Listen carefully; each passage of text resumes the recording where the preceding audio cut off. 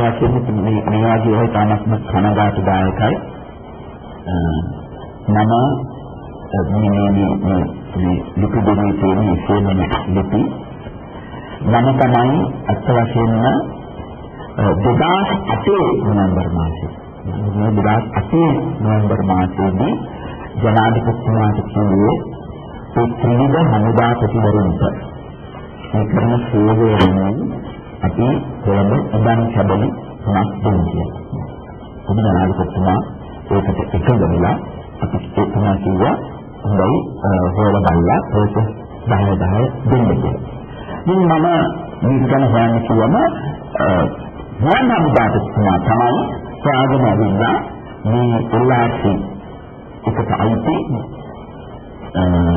ඉදමක් මේ හිමන්වල මානසේ ඉදමක් තියෙනවා ඒ ඉදම හොඳයි කියලා කිව්වා.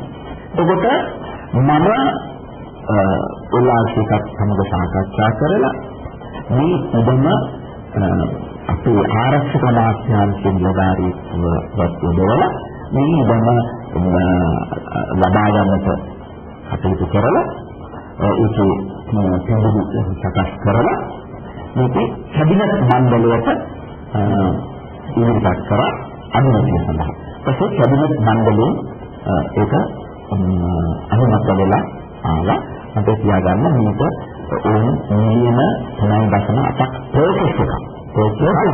ප්‍රොසෙස් එකක් මිලියන 9.8ක් පමණ තමයි ඕනගේ සුපුස්තක ප්‍රොසෙස් ඊළඟට මේක අදිනම් පස්සේ මට සාත්සංශක මහත්මයා කිව්වා මේ 10ක් නම්ම කියලා. මම නැවතත් ජනාධිපතිතුමාට කිව්වම ජනාධිපතිතුමා කිව්වා නම් තව ප්‍රොසෙස් 5 ඉන්නලාට දෙන්න කියලා.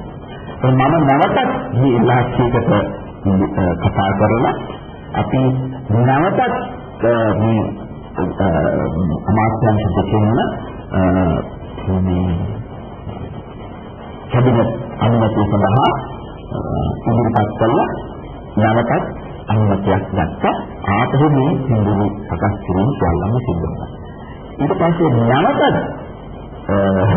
සරත්සන්තේක මහත්මයාට කිව්වා මේ විශ්‍රාම දියන් පස්සේ මොනක් කර ප්‍රොසෙස් 15ක් නැද්ද ජීවන දියන් පස්සේ තමයි තිබෙන අවස්ථාව ඕනේ කියලා.